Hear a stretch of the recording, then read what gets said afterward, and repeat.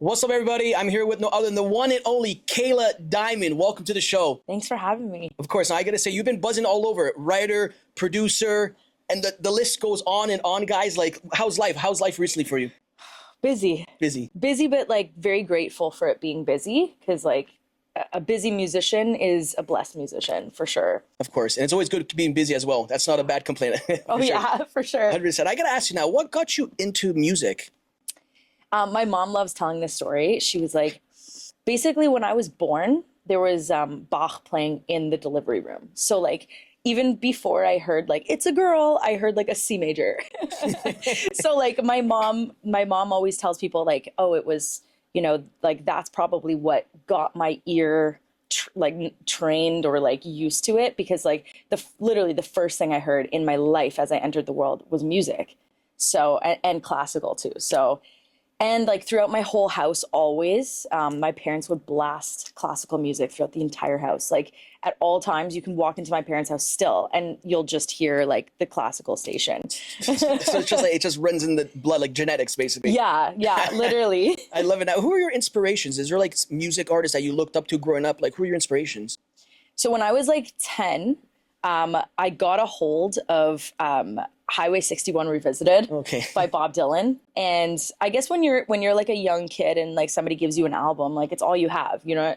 I didn't have like an iPod yet. Yeah. So I was just like blasting that album front to back. And I would literally sit in the downstairs bedroom and just like literally just me and like this CD player from like 2005. Like, I love it. Like me and the CD player just like listening front to back to that album. And I took in the way he's saying things, like the cadence of it, the melodies and everything about it. So like my blood absorbed that album. And here we are today. Yeah. I guess now you start off, well, you were in law school, then you did a switch to music. Yeah. How's like that transition? Did you graduate from law school, or you just like, or let's just go right to, it was your passion? But yeah, like forget this. I was such a law school dropout. I love it. Look at this, we're here today, so it worked. Yeah, honestly, like I didn't think there was any other career for me. Like I saw all my cousins. Like it's like a Diamond family tradition to like just, if you don't know what to do, you just go to law school. Yeah. Because you know that it's going to be like a stable type of thing.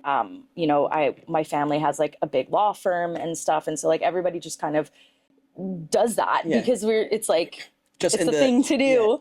Yeah. Even though so many of my cousins like did law school and then decided they didn't want to be lawyers, which is just, it's really funny. I'm just the one who like didn't make it to take the bar exam because I got signed in the middle of law school, and I was just like, peace. Oh, so you're even doing like music even during law school as well? Yeah, I mean, I never thought that like music is a real career, because like coming from, you know, the track that I was going on, I was kind of just like, well, either you're Beyonce or you're a failed musician. Because I didn't realize that there's so many other jobs in the music industry, and it's just like any other music industry. Like it's just like any other industry. Yeah. So I was always, you know, I was in the Royal Conservatory, and I did, you know, 10 years of piano and studied guitar, and then I taught myself drums, and then from there bass. So I knew how to play all these instruments, and then like in school I was always like head of choir. Wow. And like the funny part was I was always in a choir. Like I was in a choir for 8 years of my life, never got a solo once, like ever. No way. Ever. Studied music theory back to back. Like I was probably the shittiest student. Oh, sorry, can I swear? Of course you can. I was probably the shittiest student in music school because I didn't want to follow exactly what was given to me. Like they would give you like the score, and you have to read the score like exactly like how Beethoven wrote it. And if you played it outside of how Beethoven wanted you to play it, you would get points deducted on Royal Conservatory. So I was just like, okay, so they essentially want so many of these students to play this cookie cutter version of the same song where you don't even know who's playing it when you listen to it if you're not looking at who's playing it. So for me, I would always like mess with the cadence of it and like mess with like the time signatures and stuff. And I would always get points off because I was like being creative with like für Elise, you know, it's like your own and they hated it. So yeah, I mean, like I was the music school rebel. And the love choir it. Music school rebel. Love it. Love it. Then you got your first record deal 2016. How was that for you, that moment right there? Wild. I didn't believe it. I also like I was standing in the foyer of my law school, and I just had like the phone call that said like, hey, like we want to sign you. And I was just like, I don't like, wow, like, like a switch went off in my head where I was like, maybe I am better at this than I think. Like maybe I am a like standout, because you kind of think like there's so many people out there, you know, you could throw a drumstick and it'll land on the head of somebody who's really talented. But I didn't think I had more talent than the average person. And that sort of was like an eye-opening moment to me that was like, okay, maybe this is actually really your path. Yeah. And you should give it a shot. And it was terrifying for me. I remember like calling my sister-in-law in the law school like lobby, and I was like, she's a lawyer as well, and I was like, should I do this? Like, do you think I should do this? And she was like, yeah, absolutely, like go do it. And I was like, okay, if you say so, I'm doing it. Yeah, so like your passion. Now I guess when you say lawyers, is it like, because you say diamond, is it like what like the commercial diamond? It is? Yeah. No, you know what I'm talking about, diamond? Not that I know anything about lawyers, but that's amazing. That's iconic. Yeah, That's yeah, such a my like brother. Canadian Toronto, like that's legendary commercial. Yeah. Wow, epic. So yeah, sorry, back to here. So like you just... You're more starstruck Yeah, about sorry that, about that. So you're saying like 2016 now, your record deal, so after your sister-in-law, just go for it and stuff. How was it, the conversation obviously with your parents? Yeah, so must have been happy. My mom was like a little bit more reserved. She's like very she's not a risk taker, Right. my mom. And I'm a very big risk taker. I've always just lived my life like that.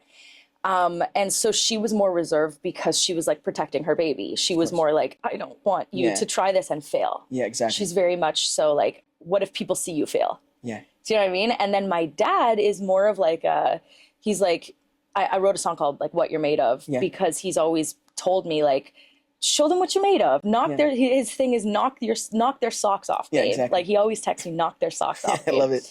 And so I drove home. I was in Windsor, Ontario, and I drove home from Windsor and I walked through my parents' door, and I burst out crying because it was just a rush of emotions, and I didn't know like if this was the right decision, but I was just kind of trusting my gut, and it was the first time in my life that I did that.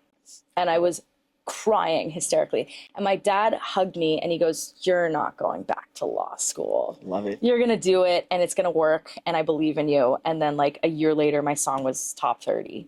And that was Carnival Hearts. Yeah. Let's talk about that there. Like, how did that song all come about? Like, Carnival Hearts. Is there a meaning behind that? Yeah. I have this like crazy obsession with abandoned things.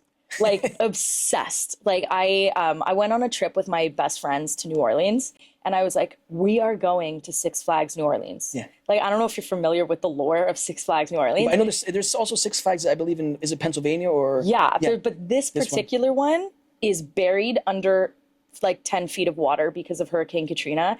And it closed in I love this like so much. Love it. It closed in 2005 because of Hurricane Katrina, and it's been buried underwater since. So there's like literally roller coasters buried underwater. It's crazy. Just Google it after. Like there's so many urban explorers that go in. So I was kind of like really obsessed with this. And Carnival Hearts is about Six Flags New Orleans, which was formerly called Jazzland. And so for me, it's like metaphorical because there's something so beautiful about, like now there's this trend on TikTok, like liminal spaces. I don't know if you've seen this, or like the back rooms and stuff. Is it like abandoned type of stuff? Like, yeah, it's like weirdly eerie, but nostalgic. And so when I wrote this song, I was literally just thinking about walking through a place that used to make you feel like a kid.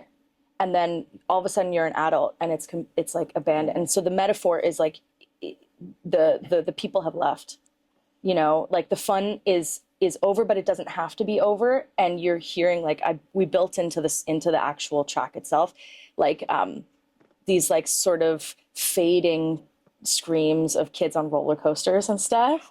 So that's in the sound design of it. And that's literally me saying goodbye to my childhood. So deep, that's incredible. Wow, I felt that right there. Like I said, then after you had another song as well. It's What You're Made Of. Yeah. So like, and was that your second after your debut song? Yeah. So what was that song behind the title there?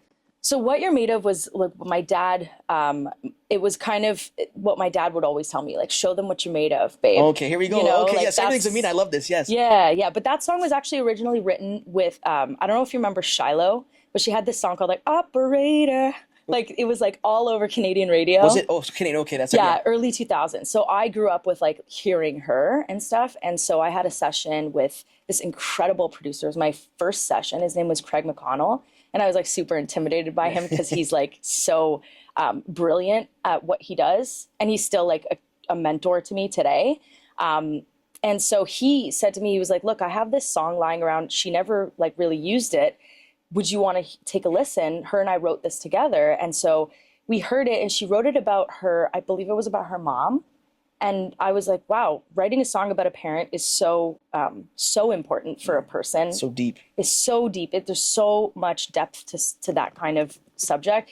And so I just changed the lyrics like a lot, but we kept a lot of the melodies. And so that's how that song came about. It was like kind of just an excerpt from my diary with her melodies and stuff. So very iconic stuff here. Like I said, then after obviously, then you went to like writing and producing. Yeah. So, but first you started as an artist. Yeah. Then after, so where did this passion come from? Like obviously you want to write and produce and stuff. Where did that passion come about? So I always wanted to learn I always kind of was a producer. Like when my parents would be like out, I would always open up GarageBand because it came with the laptop. Yeah. And so I would mess around with it and like dub things and think that it was the coolest thing that I could like layer keys on top of a guitar. And so I would always mess around with GarageBand. And when I was sitting with like, you know, like Craig McConnell or like a Joel Stouffer, like those are like incredible producers that I would sit behind and watch work. And I was always like, wow, wouldn't it be so much cooler to do what they're doing? Oh, so something different, yeah. Yeah. And I was like, it's so cool. Like the symphonies, the bands that are playing in their head, they're able to articulate and like show me what they're thinking versus like I have to like, you know, describe what I'm hearing sonically and you're going to have to just try and figure out what I'm saying. So I was like, I got to learn this. I have to learn production. Like I want to learn it. And I also really want to be a producer. Like as much as I loved being an artist, I wasn't getting the right type of fulfillment. It wasn't the life for me. It was a lot of, the ups were too up, the downs were way too down. And I was experiencing, I'm not a jealous person, but when you're an artist, no matter how big of a stadium, whatever you're playing, you're still jealous of another artist who's playing a bigger venue or a better festival. And it's not who I want to be. Yeah. It's not who I am. And it's just the business is designed to make you feel that way. Yeah. So I was like, I don't want to be part of this, but I want to be part of the background behind the scenes, building people up versus hoping that I can tear someone down to build myself up. You know what I mean? So that's when the shift happened, was like during the pandemic, my first tour, like my first US tour got canceled because of the pandemic. And I was like, well, I have to become pandemic proof right now. Yeah. Like it's fight or flight. I'm getting married. I want to have a child. I want to start a family.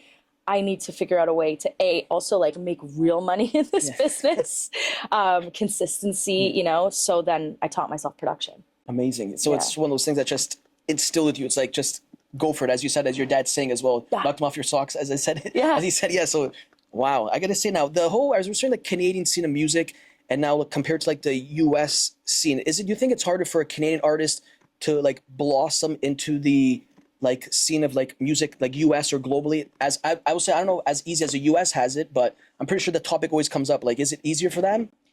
I think Canada's very good to our artists. Like we have funds that, you know, the US does not have. Like the US does not have things like Factor and Ontario Creates and stuff like that. And the government is really heavily involved in developing artists in Canada, which is really, really great. It's part of our export. I think it's much harder for artists to break in the US because the US has, it's like, you know, competition, I guess. It's competition, but it's like quadruple the size, right? Like there's so many more artists in the US that are breaking. But I think the right route for a lot of artists that I'm seeing is to actually go through Europe and, you know, South Africa and Australia and those markets, because they're very similar to the way Canadians treat music versus the way the US treats music. And is it because it's like less, I guess, competition compared, like you said, Africa, Europe, compared to like the US market, I'm guessing? Yeah, well, I mean, Canada has like something called CanCon, where we have to play a certain amount of music on Canadian radio that is made in Canada by Canadians, which is, it's a great thing. I think it's a really great thing because it's showcasing homegrown talent. you know, whereas like I'm not familiar with whether the US has that or not, but they kind of don't need to because so much is coming out of the US. Yeah. You know? Wow. So we're getting a history lesson here today, guys. You're the best. I love it. And I gotta say now, you're one of the youngest female like label owners. Sorry. Like, so when did you decide to be like, I just want to own my own record label? Like, how did that come about? Because I'm just inspired here so far. How did that come about? I gotta be honest, I've always wanted to do it. Like always, like when I was like 10 years old, I always pictured myself like, you know, at a boardroom, head of the boardroom table being like, okay, everybody, like I run this label. Like I always just had this like picture in my head of me owning a label. But I didn't know it would happen this quickly. I was actually talking to my lawyer and I was like, oh, I think I want to do a producer album. This is how this came about. I was like, I want to do a producer album because I have so many songs with like so many different artists that didn't make it to their record. So kind of like what Sia did. Yeah. And I was like, well, why don't we just release these records? Like, let's look at some deals with like some majors and see what happens. And we got to talking and he was like, look, I think you have what it takes to like own your own label. And I was like, oh no. I was like, oh no, it can't happen this quickly. And then he actually was the one who really encouraged me to do it. He introduced me to the right partners and we set it up and it was great. Shout out to Sander. And how did you come up with the name as well? How did you come up with your name of your record label? I always say like colossal. Yeah. I'm like, this is a colossal mistake. This is like, just like, it's just part of my colloquialisms as a person. And then I was like, but it's got to be with a K. Yeah, exactly. So I was like, yeah, that's my own personal little touch on it because it's like, this is, you know, the K is me being like, this is me. I'm going to give you a hug. And I was just literally like on the phone with my lawyer. He's like, what do you want to call it? I was like, colossal. And Kayla, give me sense. This all making sense. This all making sense. I love it. I gotta say now, which was impressive, like mind blowing as well. Like I gotta give you your flowers, as they say. Congrats, like 70 million streams. Like Thank you. Like that is like you should get a reward for that or like a plaque or something. Like 70. When you just hear that, I'm pretty sure it's added up as we speak. It's actually like, 80 million this morning. 80 million this morning. Wow, congrats. I gotta say, like, how does that feel? That's not normal. That's like Diamond special. That is like Kayla Diamond special. Like 80 million. That's incredible. Well, you know, it's a testament to you know, putting your heart and your soul into the music that you make and making sure that no lyrics are just throwaway lyrics, I think. And it's also, you know, the artists themselves hustling to promote their own music. And that's why I love being a producer because I don't have to do that part anymore. Yeah. Like I can make TikToks not selling you anything, not really caring how my TikToks do. Exactly. So like it's a testament to the hard work of those artists who go on TikTok and will do everything in their power to promote their music, you know? Will you ever like, I'm sure you still do music and stuff, but would you ever make like a track yourself or you want to stay with producing? Oh, like for myself? Yeah, for yourself, yeah. So I do that. And I have been doing a lot of that because I've been recently inspired to like write for myself and my own story. But what I like to do with that is give it away as a top line so that, you know, like a Hardwell could take it and, you know, play it at a festival. And I still get the satisfaction of like, that's my song. Those are my lyrics. That's my thing. But I don't have to do any of the promotion. Yeah. Well, I love it. And I gotta say, you get high praise from like Tiesto, like all these top like artists. Like, how is that getting praise from like Tiesto and like Armin here in Hardwell? This is like, those are names like, you don't just hear like the EDM scene, like it's just crazy. Like, what was the best interaction for you? Like, do you still talk? Do you talk with like Tiesto and stuff? Like how's that conversation? Because I'm a fan of Tiesto. Like, I mean, Tiesto's amazing. Tiesto gave us early support with like, so I used to really frequently collaborate with a DJ named Kiso, who's huge in like Croatia and stuff. And Tiesto gave us our first radio play on Sirius XM and like BPM and like, you know, our stuff is still spinning on BPM and it's amazing to me because the EDM community is the most supportive of each other. Like you'll see, because they have the opportunity to like, whereas like a pop artist would cover another artist's song in a set, like EDM artists will put other EDM artists' songs into their set, which is a beautiful thing. Like we just saw like Hardwell premiered a track I did with a DJ named Domino. He premiered it at Ultra this past summer. And like, it's amazing to see. And like the community is just beautiful. It's non-competitive. It's just actual community. And it's rare nowadays that actually other people in the same industry want to help. It's very weird. Just in general, like sports, whatever it may be, entertainment, just it's like you said, a competition, right? It's one of those things, and it's very rare. If you get something like that, that's like a gem right there to keep for sure. For sure. 100%. Now I gotta say now, the one thing that really stood out was the Strumbellas. Yeah. Like, how did that come about? Because there's so many stuff here as well. Like, obviously, SOCAN award. SOCAN, yeah. And then obviously it says #1 record, CBC top 20. Like, the stats just keep going. How'd you get together with them? What's crazy is I first heard about them when I was in law school. My sister sent me this song. She's like, you got to hear this song. It's called Spirits. Yeah. It's like amazing. So I listened to it and I was like, oh my God. Like, I love a gang vocal moment. Like, people who work with me know that, like, I always like to make a part in the song where, like, you hear a crowd singing it, because it kind of is like a chef feeding you a dish the way he wants you or she wants you to enjoy it. So it's like here's my part to sing and here's your part to sing in a show. And so when I heard like Spirits, I heard, oh my God, like this is a group of people singing together, and that it just like went straight to my soul. And I was in law school, and so I wasn't in the music industry, but like fast forward about a couple years later, I was in the music industry. I was an artist, and I was at Andy Kim's Christmas show, and like we were backstage, and I saw a couple members of the Strumbellas, and I was like starstruck because I was such a huge fan of this band. And they were so kind and down to earth, and they said, why don't you come sing Spirits on stage with us? And so I was like, oh my God. And so I did, and I was like, that was like a career highlight for me. Like at that moment, I was like, wow. And then we just sort of stayed in touch. And then a couple years ago, they reached out and said, hey, we're booking some sessions. Would love to, get you in on the writing and stuff. And I was like, this is amazing. Because this is an opportunity now for me to approach this band from a fan standpoint, not just a producer and songwriter standpoint. It's for me to sit in the room being like, what do I want my favorite band? What do I want to hear from my favorite band? Oh, okay, right? That's crazy, yeah. And then we wrote this song called Hold Me. And I have, I think, 3 songs on that record that I did with them. Let Down, The Hurt, Hold Me. But Hold Me was the lead single. And it did what we wanted it to do. And it blew up. And I seen also like a thing, I got a little goosebumps watching that. I could tell it was like a surreal moment for you. They're performing on stage, and I think it was on your Instagram. There's also like, you're like from a far view, like you just took a whole photo of the whole crowd and stuff. And that was like, how surreal moment was that for you? There's nothing that I love more as a songwriter than being in the crowd when your song is being performed and the artist is performing it, and you're looking around at the reaction and you're singing it back with everybody, because that is what I joined this business for. I joined this business like not for the money, but for the celebration of like making records with beautiful people and celebrating the record we made together.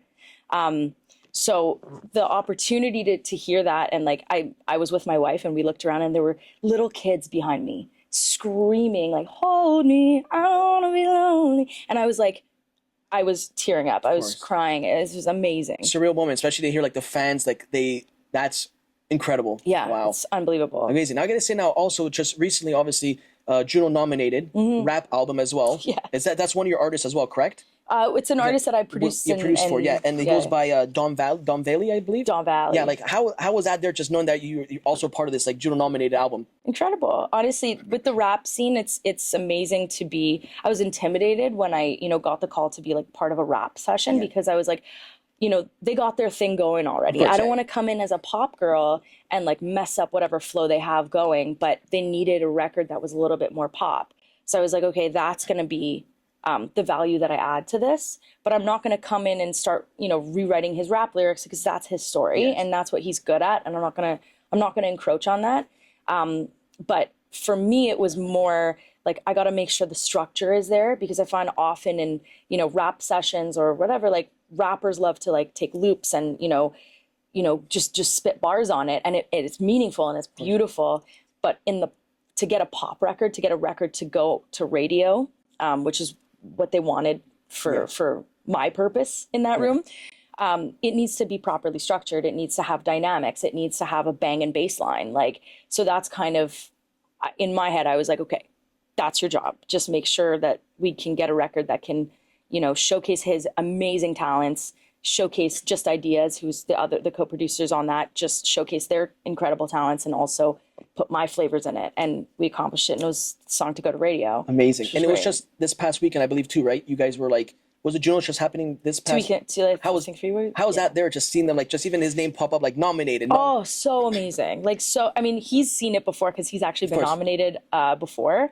But for me personally, to be part of a project where you're celebrating the work you've done is the best. It's the best feeling because it's camaraderie. Yeah. Like I'm just there with my boys. Like I love it. I gotta say now, in different genres and stuff, like now that's really blowing up as well as country. Mm-hmm. I love country. I'm a fan of it, especially like Post Malone and stuff. Like, you know, just now he just took over like I don't know if you're familiar with his country album. Yeah. It's like incredible. I can hear it in the car all day. It's like 100%. How, like, are you intrigued to, did you ever try country before? Are you intrigued to like jump in there if somebody came to you and said like, I'm a country like artist? Would you jump on that? You know, what's funny is I actually have a session this week with a country artist. I have dabbled in country. I think the only thing is now country has now done this crossover with pop, which is exactly kind of what you want to see from country. I love it. And I love the organic elements of a country song and the story behind most country songs. But behind every hit record is a pop structure.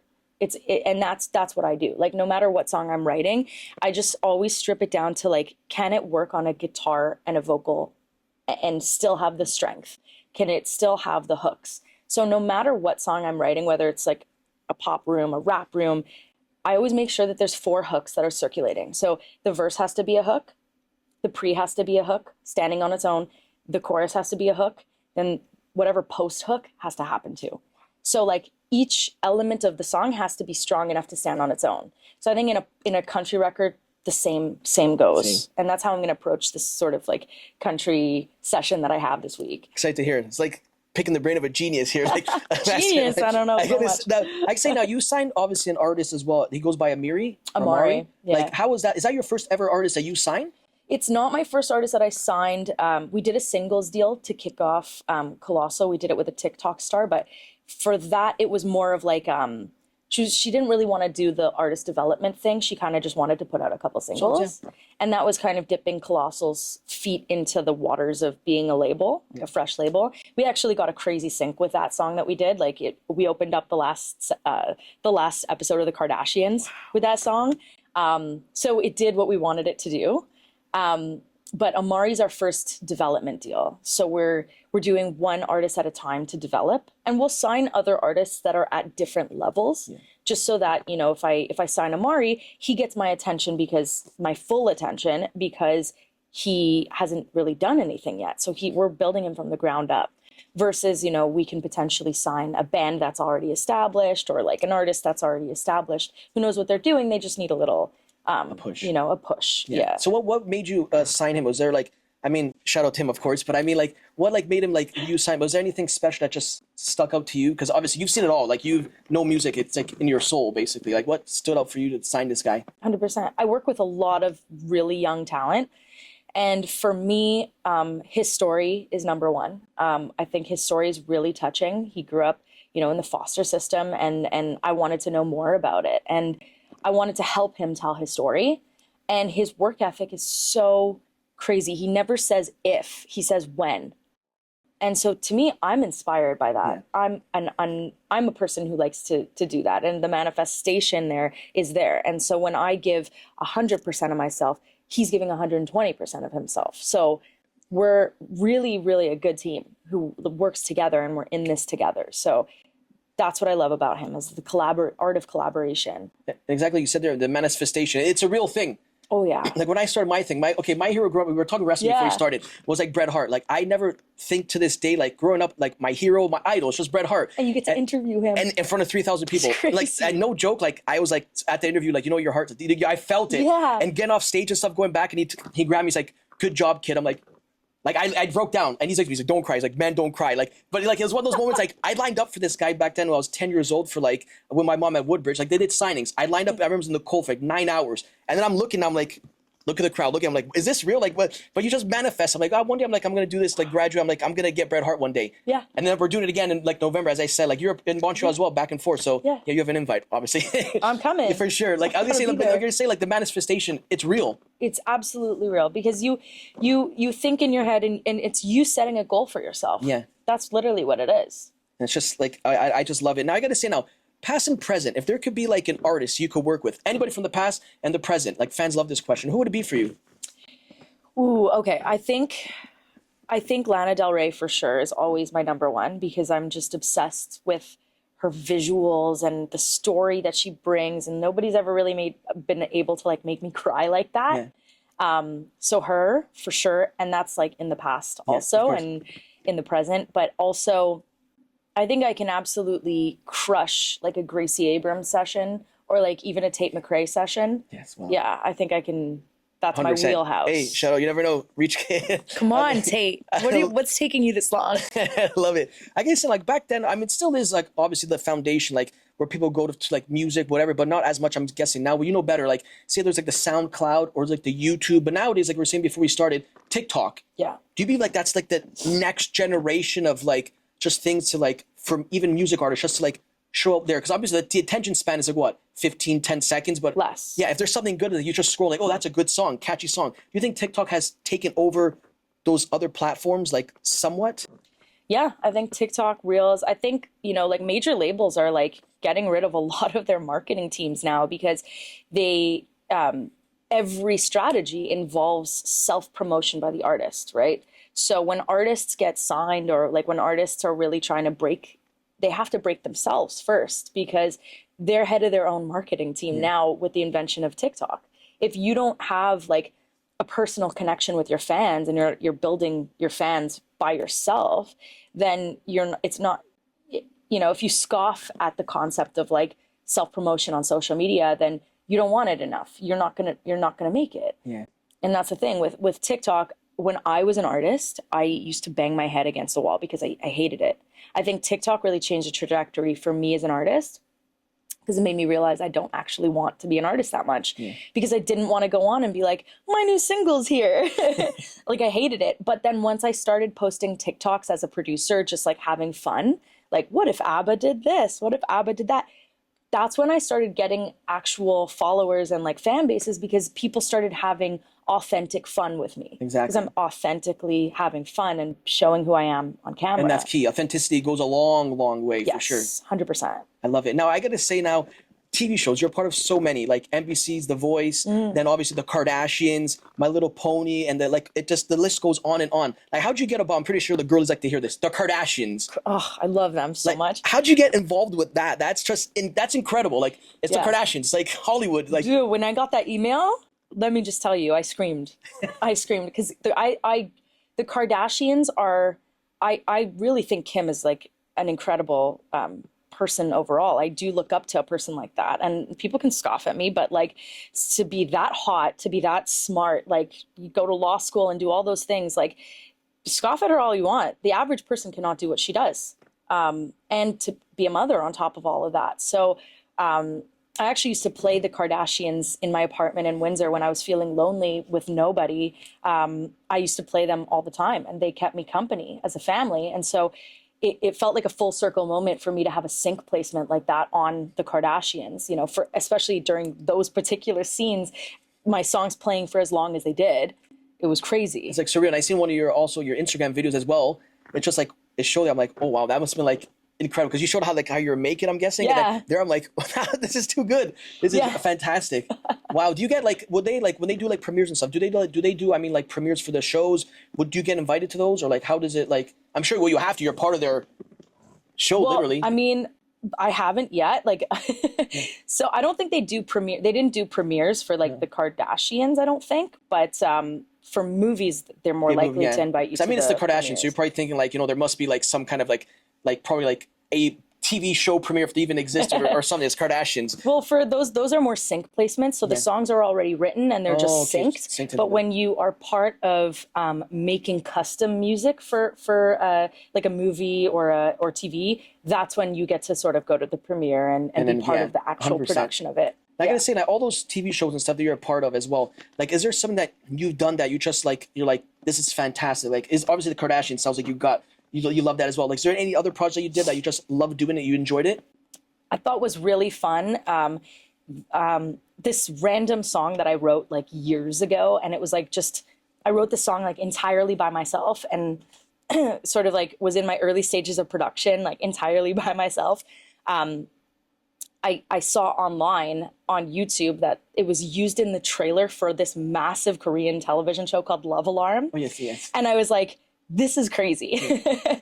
I looked at it and it was like, unbelievable. I have this alter ego named Kai Stone, and she does a lot of like music for film and television. Shout out to Craig McConnell, who, you know, helped develop this character for me, because it's like much to do with sync placement, and he has a this like sync library that allowed for my song to be picked as this. Oh yeah, I was gonna say, how did they just like, I mean, how do they just find songs? That's I was like, that's exactly what I want to know. Wow. I mean, there's multiple avenues to do sync placements, but sound libraries are really important because they eliminate the middleman. So like a company like Netflix doesn't have to go to Universal or Sony and be like, can we clear this with, you know, the publishing and stuff. So it eliminates having to go to Sony. You just go to this library and you just take it, and then you don't have to ask permission. Incredible. Wow. Yeah. I gotta ask now, what do you have anything like, what's coming up for you as well? You said obviously we started, you said Mia Martina, all this, like, and what else do you have like coming up that's exciting?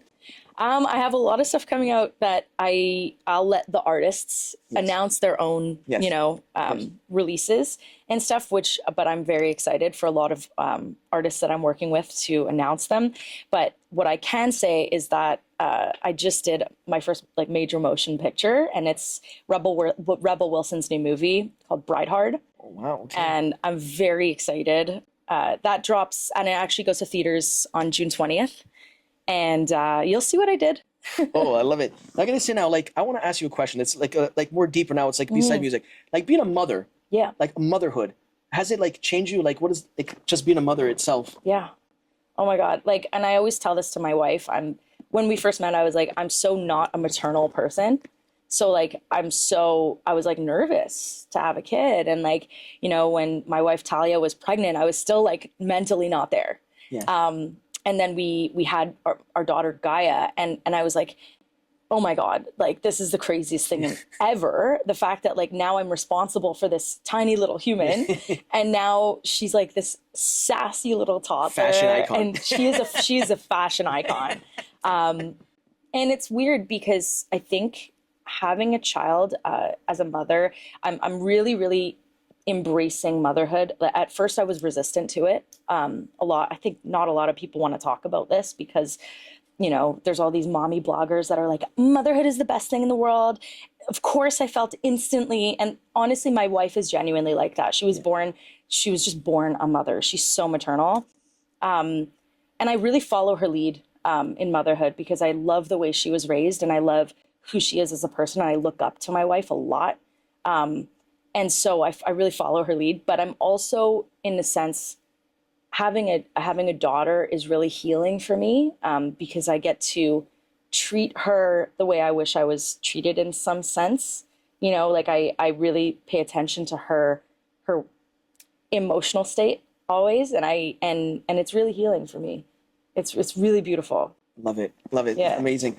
I gotta say now as well, like obviously working with, she's gonna be on the show as well, Nicolina, as they say. Yeah. Like, how is that working with her?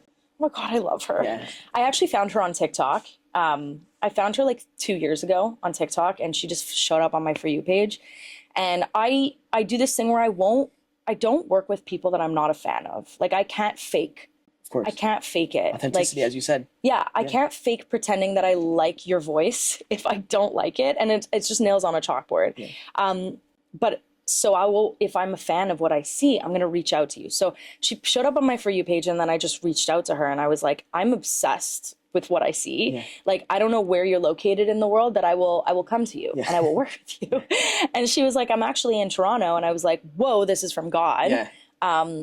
You know, I'm a creepy stranger on the internet, but if you're down, like, I'd love to set up a couple sessions. And so I did, and we set up a few sessions, and we really just worked beautifully together. Like I think there's a beautiful friendship there because we're both crazy, in the sense of like we're both like very comfortable with each other, and the comfort level really allows for us to talk about, you know, deeper things, like not just surface level conversations. Like we get to the meat and potatoes of like what are we really feeling, and that's how beautiful music and actually authentic come out of that. Wow. And she's like the easiest person to work with because her voice is just, you know, you'll sing something to her and she'll just sing it 1,000 times better. And you're like, okay. And I remember I seen her when it was an American Idol during the pandemic, I believe. Yeah. Yeah, that's what, because obviously everybody's at home just watching TV. I remember that's when I became a fan of hers. And also there's another girl as well, Gracie, I believe. Gracie, I know some girl from the American Idol as well, same as her. Like, so they're just really good, especially Nicolina too. It's like, wow. I can ask you now, going back to the question of the motherhood, but somewhat similar, like woman empowerment, like as I stated, being a woman yourself in the world of like music, writing, producing, do you find like intimidating? I won't say it's like a man's world, but like, you know, it's probably empowered by like, say like man or whatever it is. Do you feel it like, do you feel like you're like not less in there, but do you feel like it's very like empowerment there? I think when I was just starting out like about 4 years ago, I was really nervous and I would like be hesitant to even call myself a producer. But I think that it's really just a mindset. I think, and I'm not going to go ahead and say that there isn't this sort of, you know, tension between, you know, men and women in this industry and stuff, and inequalities and stuff. But I think a lot of it is I don't have this mentality when I walk into the room. I'm not conscious of I'm a woman. I'm more conscious of like my talent comes first and my gender and sexuality or whatever comes. It's irrelevant. It's just irrelevant. Like when you hear my records, you're not thinking like, oh, she's a woman. You're thinking like, oh, she's a producer. And that's kind of what I always want to lead with. I'm never like lead with my gender first. And I've been very fortunate enough to like to just if I'm being challenged or something, like I speak up for myself a lot. I have been in situations where I've been made to feel uncomfortable, and I just don't go back to those situations. And if you've made me feel uncomfortable, like it's your loss. Exactly. You know, you don't get to work with me. Exactly. That's the best thing to say. If you feel anything negative, whatever it is, just sigh away with it. There's no point. Yeah, stay with the positive. Like spread kindness, love, as I always say. That's the best thing to do. I gotta say, now, who were you like surprised that was a fan of yours? Ooh. Like somebody like, you know, just came up to you, was like a fan of yours. Like for me, it was like some wrestler like Ted DiBiase. He's like 70. It's like an old school like $1 Million Man, like 70-year-old guy came up to me. He's like, oh, I watched your thing, Bret Hart. I'm like, whoa. I'm like, what? Like, you know, just like it's just like what really? Like, what was for you like? Okay, this is the wildest story. I was at this TIFF, like Toronto International Film Festival. For those who don't know, they made this gala, and it was at a hotel, and they did this like shtick where some celebrities were going to serve you dinner. Okay, so the celebrities there were like Cuba Gooding Jr. and like Ben Stiller and like Susan Sarandon. Yeah, it was really random. And so my table was being served by Ben Stiller. And he like served me dinner, and he said, he was like, you sing Carnival Hearts. And I was like, yeah. I was like, you're Zoolander. And he goes, I love that song. Yeah. And I was like, shut the fuck up. I was like, Zoolander likes my song. Like, what? And I that's just probably the craziest thing. Like, that's like my fun fact is like Ben Stiller served me dinner once and told me he loves Carnival Hearts. Wow. Incredible. Now I gotta say, now the fans love to hear this. Mount Rushmore, but obviously we don't have that in Canada, but if you could say like your top 4 or 5 Canadian artists. Oh. Like if you could, yeah, I'm not gonna say this is your take. Yeah. To work with? Or no, just like in general, like who do you think, like obviously we have like, I'm not gonna say, you don't have to add them, like the Drake, like who is like the GOATs, like the Mount Rushmore of like just the Canadian scene of artists? Okay. Well, the Canadian scene of artists. Okay. Obviously Tate McRae. I love Tate McRae, and I keep begging my wife, who's a choreographer and a dancer, and I'm like, please learn sports car because it's so hot. She's rolling her eyes now watching this. Okay, so Tate, Shawn Mendes, obviously, I love a lot of his stuff that he's putting out. I'm obsessed. You know what? I'm really sorry to Tate and Shawn Mendes. Lauren Spencer Smith, I love you. I'm obsessed with you. I think you're amazing. I will eventually work with her. She's at the top for me, for sure. So those five, we have five. No, add five, Canadian edition. Okay. I love Jan Arden. I love, like, I opened for her in Kirkland Lake, and like her and I have this like beautiful online friendship. And I just want to give a big shout out to Jan because she inspires me in so many ways. So her, who else is Canadian? Oh, Rush. Rush. Oh, Come yes, on. sure. Rush is Iconic. dope. I did a gala once with Geddy Lee, and he complimented my raspy vocals, and I will never forget that. For sure. We could be here all day with this list because there were so many great Canadian artists. Yeah. There's so many. I gotta say, you said the word inspired. What keeps you inspired after so many years and you keep doing this every day? I think gratitude. In relationships. I'm somebody who, like, I don't believe in, like, I always believe in zooming out. So, you know, if I'm talking to like my nieces and nephews and stuff, and I'm like, and they're like having a hard time, I'm always like, think about zooming out. Think about, you know, being in a podcast one day and talking about the worst moment of your life and how you overcame it. And that's how I think about life. I think about, like, okay, I'm going through this really, really hard time, but like if you zoom out and you like, then you realize it's not that big a deal, and it's just a stepping stone to the next part of your life and your career. And I might be like too much of a thinker like this, but when I meet somebody or when I'm talking to somebody, like, I'm not afraid to like have the emotions of saying like, I love you. Like, I think about what it's like to be, this is super morbid, but I think about what it's like to be at someone's funeral and having regrets. Like, don't believe in fallouts with people. Like, I only have, like, in my life, I had one falling out with somebody, and that's just because the other person didn't want to repair the relationship. And at that point, I'm just like, there's nothing I can do. But I don't believe in that. Like, I believe in everybody's human, and like people misunderstand each other. And that's kind of what keeps me going and inspired is I fall in love with people every single day. Like, it's like a problem, but it's also just looking for the beauty in every little moment, and like that's what life is about. Exactly. And it keeps you going. It's like the love of it, especially if you hold into like that emotion inside you. It's like a behavior thing as well. You could tell, like, sometimes they say, like, you know, forgive or forget. Okay, maybe you don't have to forget, but I mean, like, just like forgive, even if it's the worstest thing, even if you don't want to, but it's like, don't hold that, like, it's like a behavior thing. It's like the emotion inside, because it'll affect your every day. Like you said, just like love every day, like spread kindness, spread love. Like, I think that's the best thing to do for life. Just go straight forward. Yeah, exactly. I gotta say now, and the last couple questions here, what has music taught you, like a lesson? Ooh, so many lessons.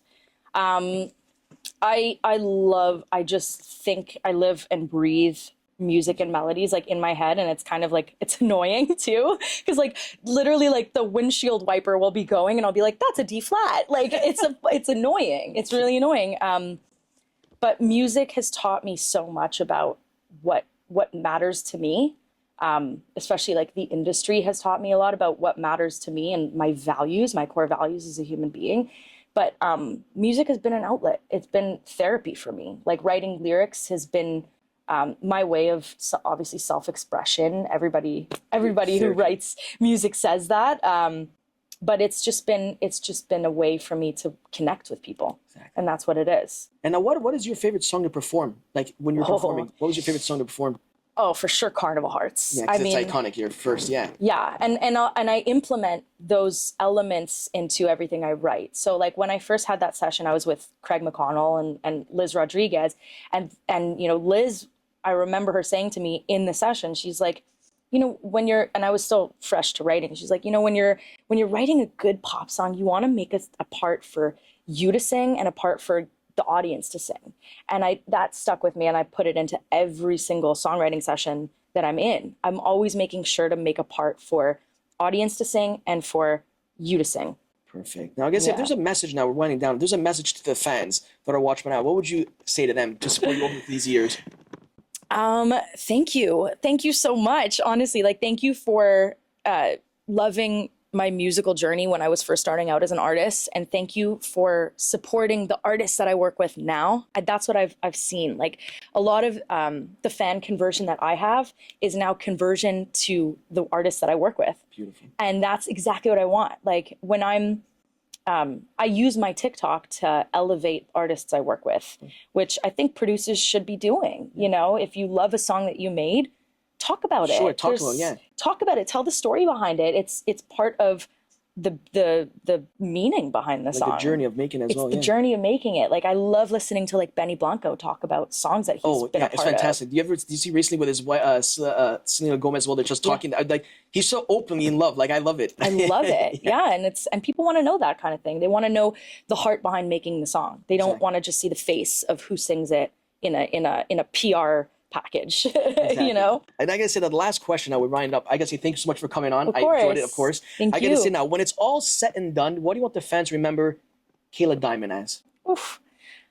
I want them to remember me as somebody who dedicated their life to elevating others, because it's something I strive to do every single day, and making connections between people. Like I love people who know me, they'll know that like I love making introductions to people, and like I'm not gaining anything out of it. I just want to see people like just spread more love in the community of music and the industry, and that's pretty much, you know, it. Like I just want to be like, okay, Kayla was kind to me. You know. Couldn't have said it better. I want to give you a flower and say congrats on what you're doing, all the great stuff that you're doing as well. Guys, you can follow her throughout all her socials and stuff. Until next time, we're out. Thank you so much. Thank you so much.